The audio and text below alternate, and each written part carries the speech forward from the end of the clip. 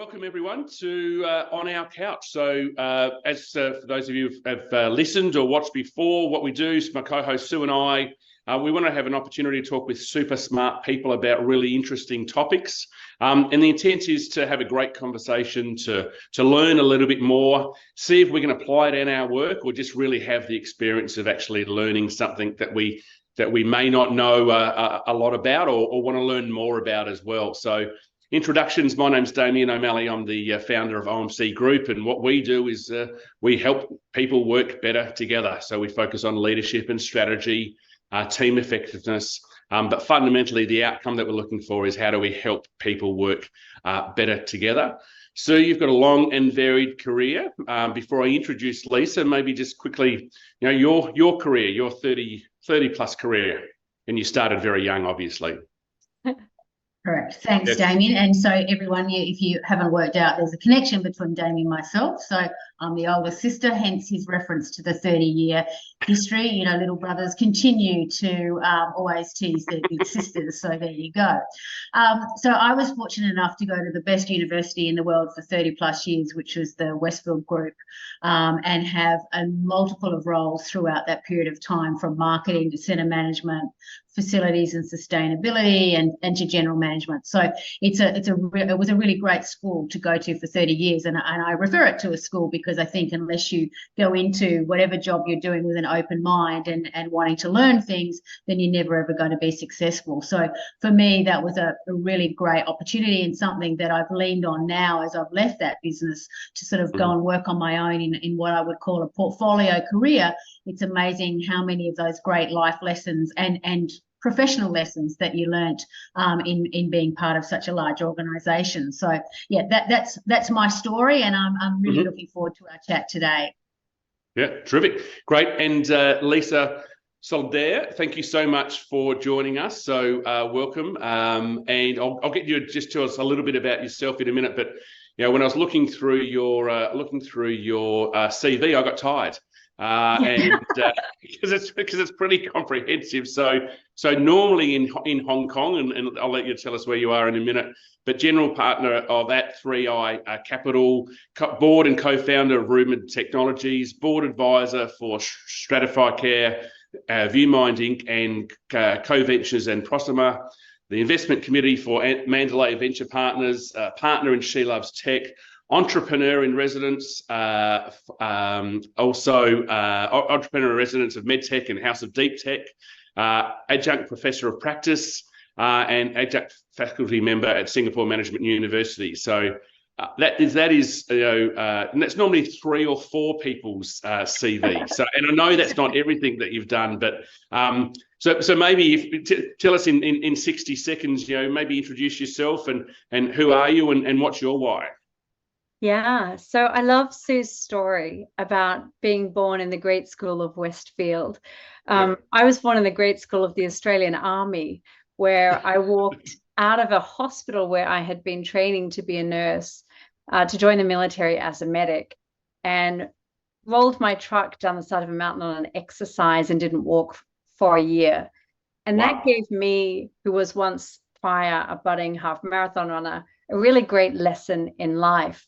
As a nurse, I'd been a palliative care nurse, working with people at the end of their lives so that they had a dignified death. And here I was sitting on a hospital bed at age 18. And so what you read just now, Damien, was a story of a person with 3 lives, because I literally value every second that I have on this planet and have done ever since that training.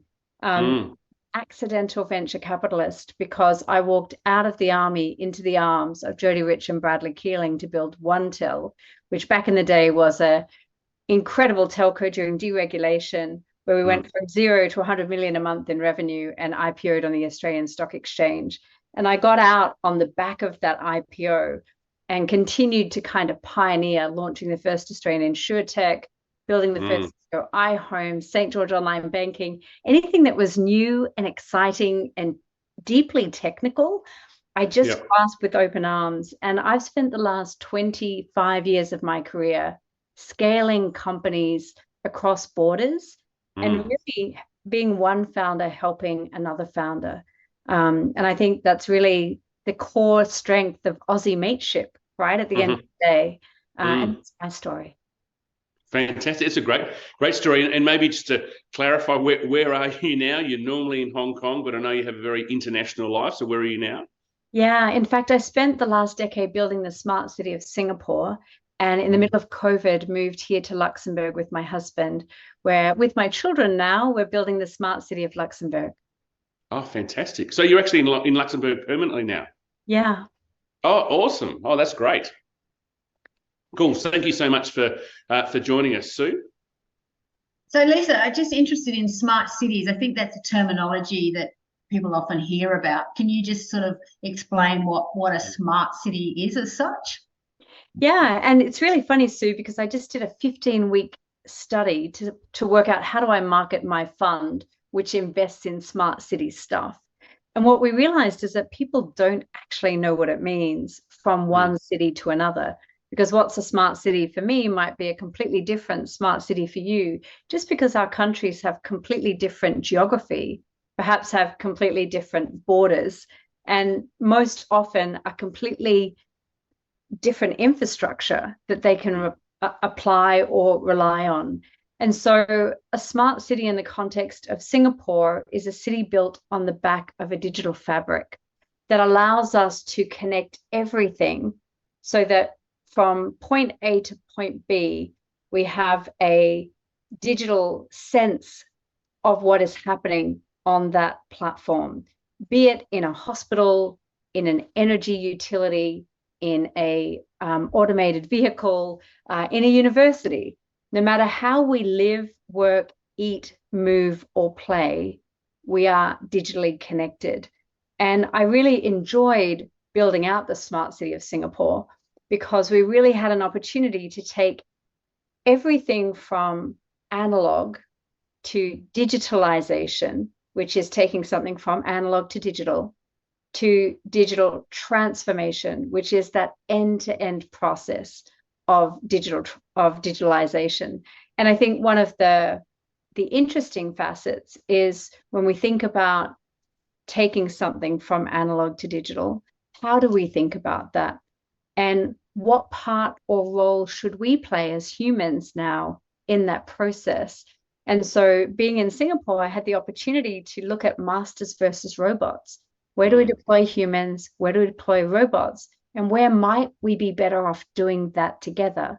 And when we think about a task that we might do together, what part of that task remains human and why it remains human, and what part of that task might be lent to the robots or to the transaction. And so in a smart city, we really have the opportunity to automate everything that is high volume, always the same, which one might argue is humans working at the lower level of their license, to moving humans up the value chain of our competency and our skill set and our humanity, to really operating at that low volume, always different level, because it's too expensive to operate robots there, right? The algorithms, they cost too much to operate like that. And so in this instance, this is where we start to think about our human empathy and those tasks that are not transactions, but rather interactions. And this is the beauty of a smart city, is you're really taking a process down to its form to say, who's best to do this task? Is it a robot? Is it a human? Or is it us together? Mm-hmm. Wow. That's a great explanation. It's sort of, yeah, it's probably the first time I've actually went, oh, I think I understand this now. Wonderful. And so I suppose what we're keen to do is learn more about the world that you're in. So so maybe just talk to us a little bit more about sort of the world of venture capital and investing in startups, and I'm interested in how does the people element come into that environment? Look, I just had a wonderful dialogue with Professor Aswath Damodaran. I think I was the first Aussie woman that ever went to my university, which is Triumph Executive Global MBA program, NYU, RCSC, and LSE. And I only went to study with Damodaran because he really is a first-class finance professor. Now, one might argue when you get into venture capital that you have a passion for finance and you have a passion for performance. Because when you think about venture capital, if you give me your money, you want it back and then some, right? But that's actually not how I got into venture capital. I got into venture capital because as a founder, so many times I'd sat on the opposite side of the table and I'd seen everything that could go wrong go wrong. I'd watched us raise 10 million on Christmas Eve and one founder have to fire another founder, a founder who had 5 children and a wife at home on Christmas Eve, just so he could have the money. I've watched companies taken from 270 million pre-IPO valuation down to 20 million by some vulture capitalist, only so they could bring in their mates and then take it back to the real valuation. But in the meantime, that founder gets kicked out of their own company and has lost everything that they've slaved the last 8 years of their life for. And so I really came to venture with a mission that it could be better. It could be better, not only in terms of getting fair terms, but, you know, women, we get 1% of the capital as venture capitalists, and women as founders, we get 2.8% of the capital in a good market. And so I also wanted to level the playing field and democratize access to venture capital. As you can see, I'm a big aficionado of digitization. I believe that venture capital should be distributed based on data-driven insights. So black cat, white cat, I do not care as long as they can catch a mouse. We are huge fans of Fingerprint for Success, a Sydney company that actually just assesses people's natural motivations using data-driven insights from a 10-minute test to say, Damien, are you a founder that you believe is suited to building and scaling a company at early stage? Or are you the guy who's going to take this company 10 years or more and make it into something substantial, an intergenerational firm? Or maybe you'd rather just be an employee and work for someone else. Whatever floats your boat is what works, because that's your natural motivation. And our mission is to have people sitting in the right job at the right time, doing the things that they're naturally motivated to do. But what do we know about motivations? Change your context, change your motivations. So when I started on this journey of venture capital, I thought I was the girl that took things from 0 to hero in 5 years, because that's what I'd always done. And it turns out that actually to be a good venture capitalist, you're building 10 plus 2-year term businesses. You're building for the long term. So if you don't like process, if you don't like compliance, if you don't like procedure, you may want to rethink whether or not you want to be in venture capital, because I think I spend half my time with lawyers and accountants and auditors, right? Not my sweet spot either. But what we know is that we can obviously diversify our firms, and I get to work on the stuff that I love to work on, which is being out there with founders, scaling and growing great companies. But we also have deal makers on our team, and their job as a venture capitalist is to get in and out of that deal at the right time, at the right price. And going back to my conversation with Aswath Damodaran, that was the inherent debate that we had, because I believe that I'm in the business of building great companies. And we see that in Australia. We've built Quantum Brilliance together. We've built MGA Thermal together. We're building Rubens. We've built Black AI. We're now going to build Grace Note. There's so many wonderful Australian pioneers that are capable of transforming our planet for impact. If only we could connect them to the right capital, to the right commercial partners, and to the right non-dilutive pathways as they come out. But of course, from Aswath Damodaran's perspective, he's like, why would you want to do that? That's a lot of hard work. Your job is just to get in and out at the right price. But we believe that you should be able to do both. I'm in the business of kindergarten. I take early stage companies from nothing to high school. Let's just consider that, right? I take them all the way through the toddler stage. I take them up to primary school, and then I hand them off to the other venture capitalist who's an expert at high school. I'm not the expert at growth stage. That's those guys. And that's where I get my exit. So I can still get in and out at the right time, but I can also choose those growth venture capitalists who are also really great at growing and scaling companies to partner with, work with, and make sure that we protect our asset and we grow our asset on the way through. And not just our asset, but our human capital, because fundamentally companies are about people. It's interesting. I'm not sure you might want to jump in, but when you're using that metaphor of kindergarten, it helps to explain some of the behaviour that you've probably seen that you were talking about before as well. Not only on the founder that's side. That's mine. Right? I want it back. That's mine. And I mean, they might have used more colourful and sophisticated language, but fundamentally, as essence, that's still the behaviour, right? Yes and no, right? Because in venture, in early stage, sharing is caring. And I was so pleased this afternoon. We had 9 finalists in our She Loves Tech Nordics competition, which is the best of gender lens companies across the Nordics. And it was incredible when you ask them what do they want. It's not money. It's not even a connection to customer. Everyone can get money. Everyone can connect to a customer. They actually wanted deep connections with one another. And what's really fascinating about that is when I was a nurse and I was sitting in the last years of someone's life, no one cared about money. They didn't care about that last deal. They didn't care about that adventure that they never had. All the people cared about is that they had deeper relationships with one another. And you really see that play out in early stage, because this is where together we all achieve more. Really interesting. Love it. Yeah, one of the companies that I've been involved in is a company called Skyfi, which is a Wi-Fi data analytics company.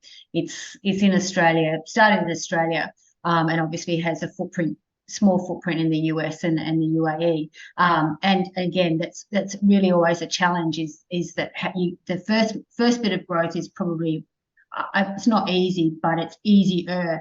It's when you get to a certain size, it's that next bit that you actually need so much more fuel that when it gets really a little bit harder. So that's a great analogy, that whole primary school to high school piece. If you think of that in a business sense, all of a sudden you go, oh, well, that's why I'm struggling with this, because kids struggle to go from primary school to high school. That transition is challenging. So yeah, it's a great analogy, and I think will probably help a lot of people's mindset in terms of why does this feel different? Why is this harder for me now? And probably being brave enough, as you've just described, to actually step off and say, I've done all that I can do. It doesn't mean that I don't still love the organisation, but it's having that self-awareness to be able to go, I need to step off now and hand this over to another.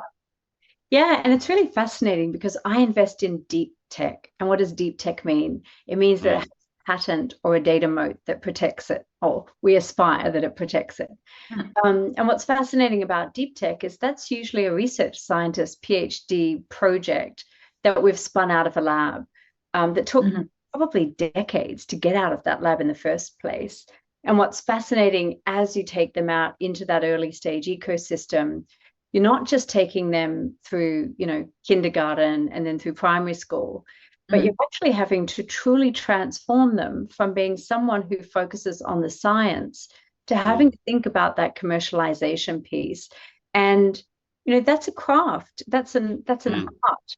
And not everybody is suited to that. And so that's why I'm such a big fan of tools like Fingerprint for Success, where suddenly you see for the first time. I tested it on my husband. I encourage you to do the same. I'll post the free link in the chat after this. It's always risky testing things at home like that. Just a disclaimer on, right? This should not be tried at home. It's one of those disclaimers, yes.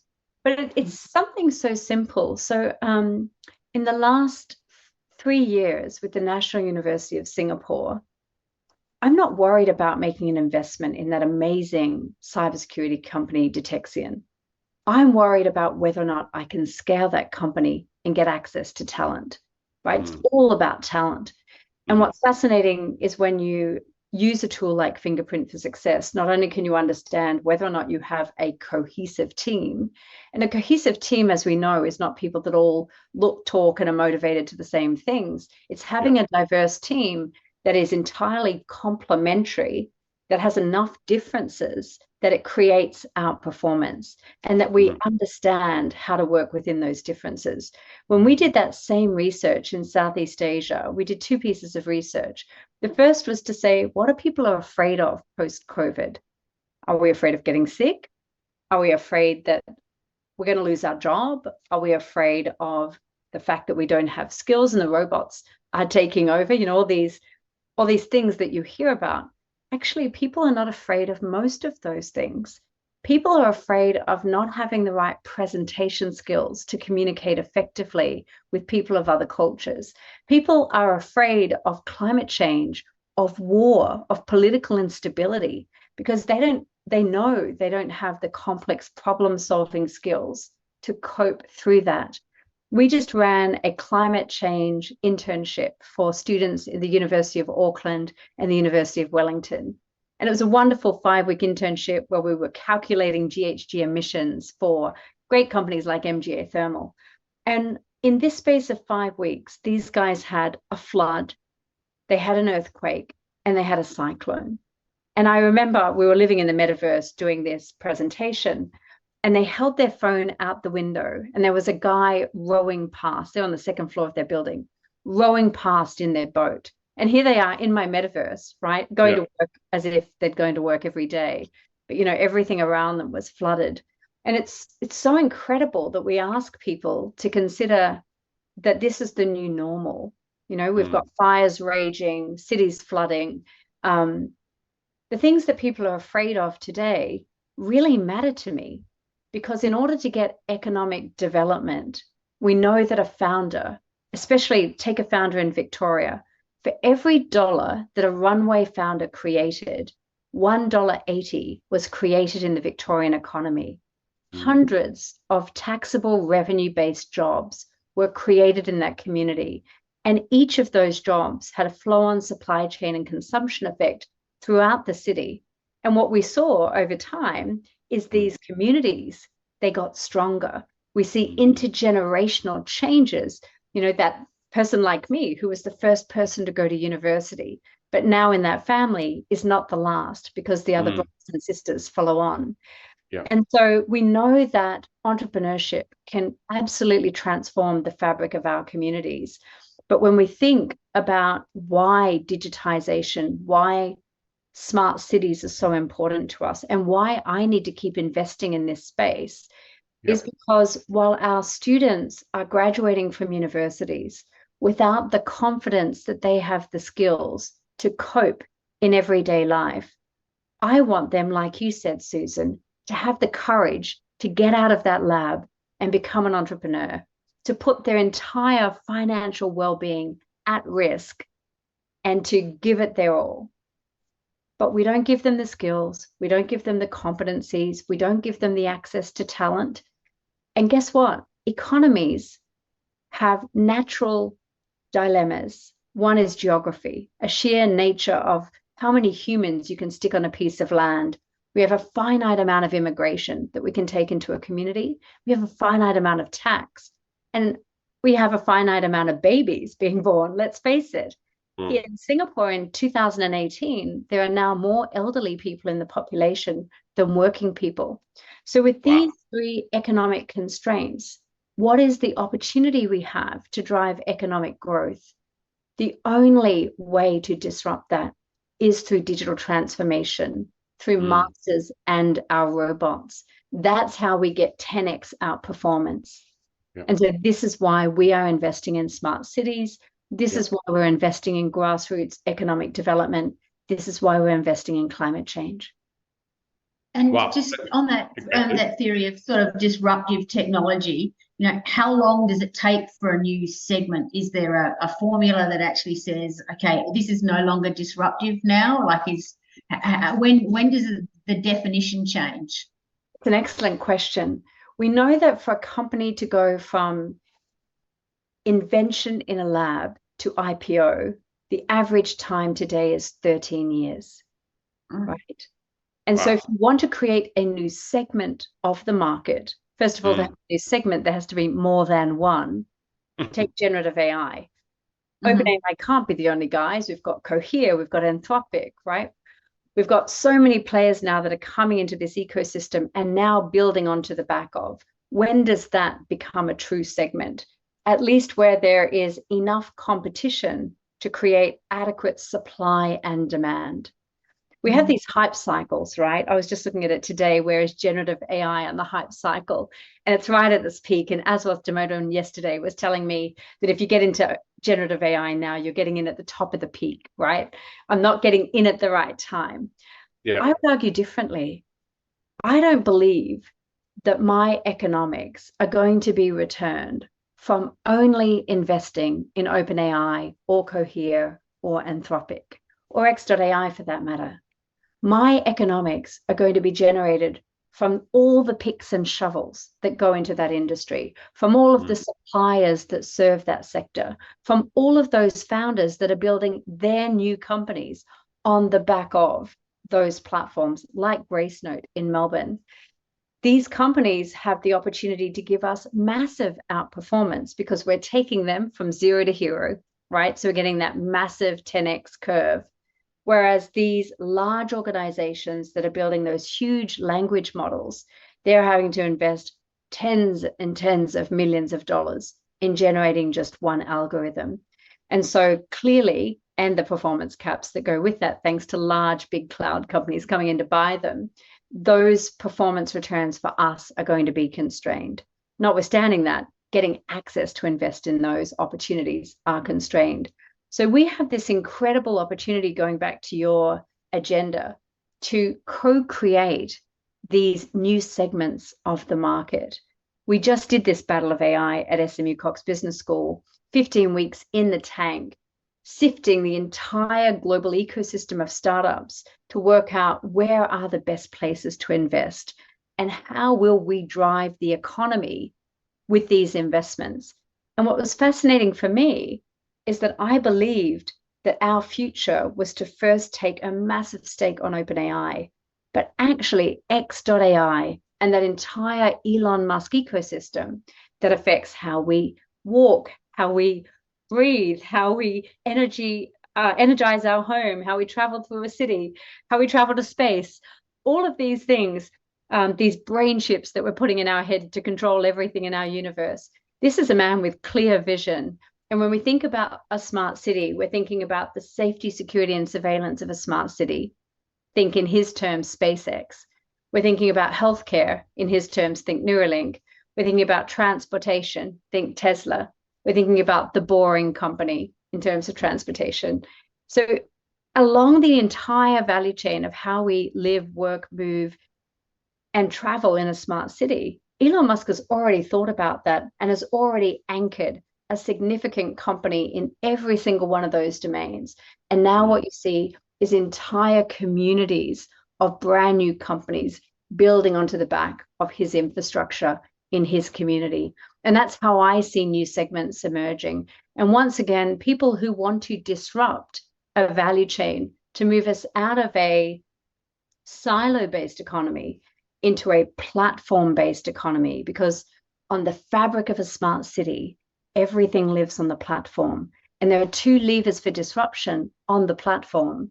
One is we have to change the level of information risk, change that information asymmetry. This means we're changing who does something, when they do something, why they do something, and how they do something in that value chain. And guess what? By taking it onto the platform, we get rid of all the middlemen. And now we have complete alignment of incentive. Probably a cheaper transaction, probably a faster transaction. And it starts to get really exciting, because this is how we disrupt healthcare. It's how we disrupt energy. It's how we disrupt education. And we can look through every facet of our life in a smart city and really start to drive, once again, humans to live, work, and operate at the higher levels of our existence. Wow, so much to process and unpack there. That's one of the things you've got me curious about now. Is, and you've touched on it, which is sensational. Is around the people aspect, because sometimes we're talking about the sort of the metaverse and digitalization, and I think what you've really already highlighted is the importance of people, of humans within that piece. maybe if you could just talk a little bit more about, from a capability perspective, if you're thinking about the successful scale ups and the leaders, and I know you sort of talked about from a fundraising perspective, that's embrace the climate, unrace your fundraising. Resilience is something you've talked about. So what is there?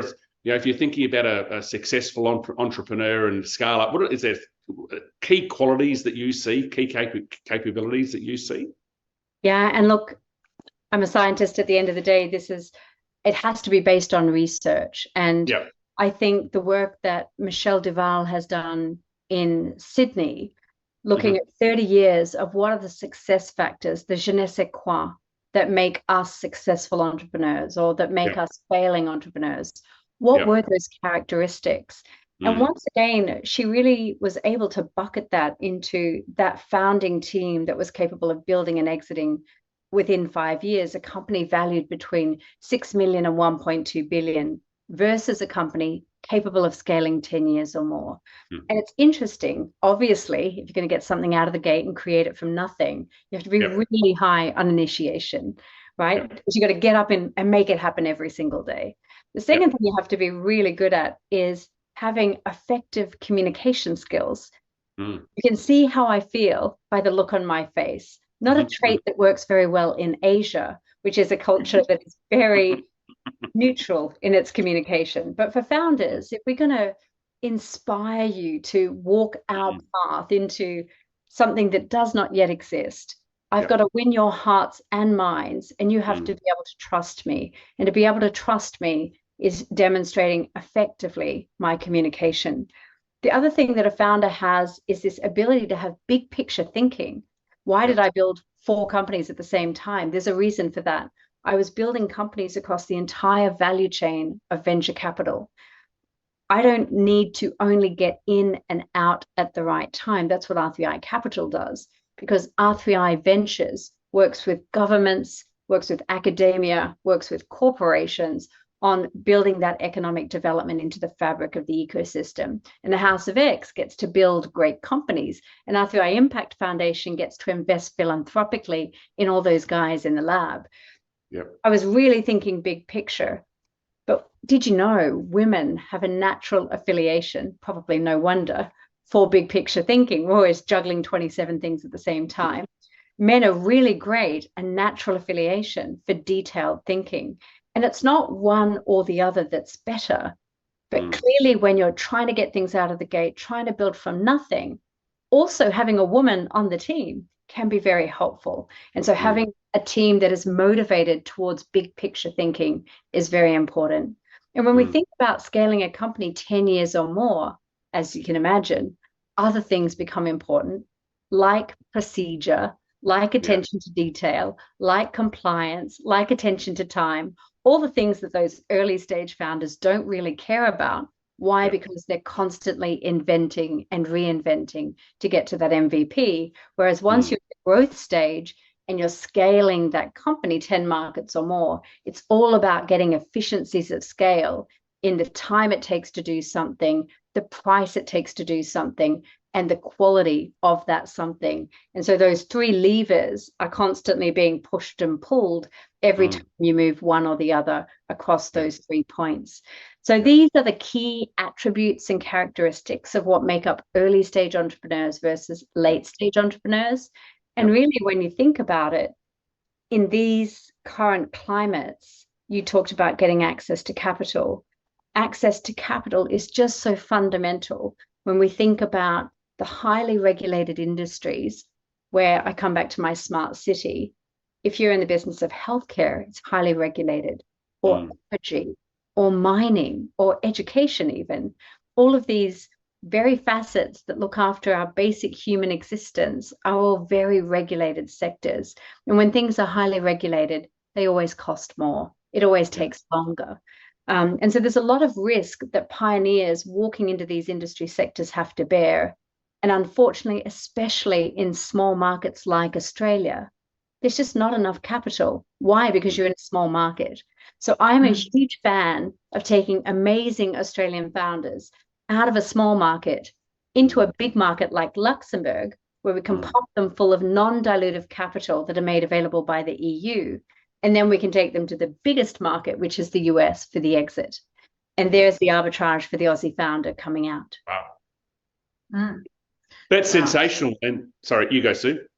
I was going to say, so, like that's probably your career. We've summed it up in whatever time we've been talking. So if you were to say, if you reflect, what do you wish you knew, say, 5-10 years ago that you know now, that you could sort of say, okay, that this was the aha, this was the single thing that I wish I'd known back then, what I know now? So I think people who aspire to do great things or to have great impact, we hold ourselves to very high standards, more than anybody else would ever hold us to. It's just our own personal standard. And I learned something only just the other day that was really my aha moment by Steve Anderson, who's our 5-time Australian Olympic gold medal beach volleyball coach. And he came to coach our She Loved Tech girls. And I love going back in the tank with Steve. I always learn something in there. And he always reminds me of the things that are important. And he said to me, there is a difference between perfection and perfect. Now, sometimes just giving it your all and doing the best you possibly can at that moment in time is perfect. It's not perfection. It didn't need to be. It was perfect. And it was so funny. One of my She Loves Tech winners from last year, I said, if you could give us any advice, what would that advice be? She said, just relax. We spend our whole life like this. Just imagine what it would be like to sit like that. And at that moment, when She Loves Tech finished for the day, I got up and took my kids out for ice cream. We walked in the sun, had an ice cream. And I think for the first time in a day, I put my shoulders down and just relaxed. Wow. And it's so simple, but we just constantly pushing ourselves as founders to that next level, to that next level. And the real question, and I go back to that, is that lesson that I had so early in my life. What are the things that really matter? It's the joy on my kids' face when they ate that ice cream, that moment when they held their hand and walked down the road, right? The simple things, but we forget them because we're so busy racing to perfection. Wow, that's a really powerful thing that you've just. I mean, we could keep on talking for hours, to be honest, but really conscious of your time. And I think we've clicked over into midnight where you are. But that's what a great way to end what's been a really sort of fascinating and really informative discussion. So just what's your key takeaway? Anything that you want to sort of highlight that you've got out of this discussion? Oh, plenty, but I think that perfection and perfect, there is a difference. I think absolutely that resonates. We often say it's progress, not perfection, but progress sort of then suggests you're not doing your best. But I think, you've summed it up really well, because progress is perfect, but it's not perfection. So thank you for that. That was an amazing little gem. Yeah.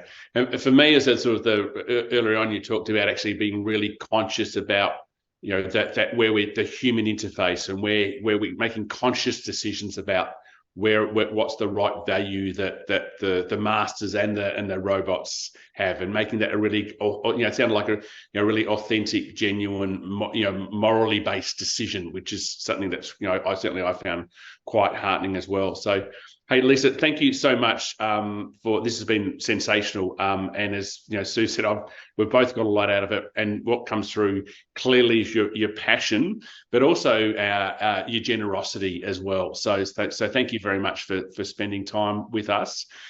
We wish you all the best, and maybe it's, after midnight in Luxembourg, you're off to sleep now. I'm not off to sleep. I'm off to the Asia shift. But maybe if I could offer one word of advice to any founders who are listening to this, because, I am a million miles away, but I'm not really through the metaverse. Right? We're just down the road. We're constantly living in these shades of gray. And the more complex our geopolitical environment gets, those shades of grey get even more nuanced. And I would like to encourage them when they are next asked to make a decision, and I go back to that a little bit, that perfect versus perfection, is to just ask themselves their leads. Is the decision that I'm about to take, is it legal? That is by the spirit of the law and the letter of the law. Is the decision that I'm about to take ethical based on those stakeholders who matter most? Is the decision that I'm about to take acceptable? And I always judge that in the context of my elderly grandmother, who I held in the highest of esteems. Would she have approved? And is that decision that I'm about to make, is it defendable? Because reputation does matter. And does this allow us to operate without that going to be splashed all across the front page news? And lastly, sometimes in life, it is legal, it is ethical, it is acceptable, and it is defendable, but it's just not sensible. And finally, there are 2 globally responsible leadership questions that we have to, and not just have to ask, but we must ask ourselves. When we're building our companies, often we are asked to make decisions as a company. And the key question is does the decision that we're about to take as a company, does that change who we are as a company? And then there's a second question, which is about us personally, because we are each individuals at that table at that moment making a decision for the company. And the question is that decision that I'm about to take as an individual, does that align with who I am as a person? And it's these 2 globally responsible leadership questions that become our North Star. And unfortunately, in Australia, sometimes life can be pretty sweet, right? Sometimes we don't have those complexities or those 1,000 shades of grey. But as soon as we step on that plane, as soon as we step off the other side, this is where we're often playing a game that is not written as we would write it in our own local market. And so I just encourage everybody to remember your leads and to remember your 2 globally responsible leadership questions, because that is really the way that we build great companies. Wow, what a great way to end. So, really insightful again. So, thank you so much for being on our respective couches. So, and we wish you all the best. So, Sue, thank you for your time. Leesa, thank you for your generosity and your insight. So, OMC Group, what we do is we help people work better together, and this has been absolutely fascinating and certainly got us thinking about how we can continue to do that and incorporate some of your insights. So if you want to learn more about OMC Group, omc-group.com.au. But otherwise, we'll see you next time on our couch. Thanks, Leesa. Thank you so much. Thank you, Leesa. Bye.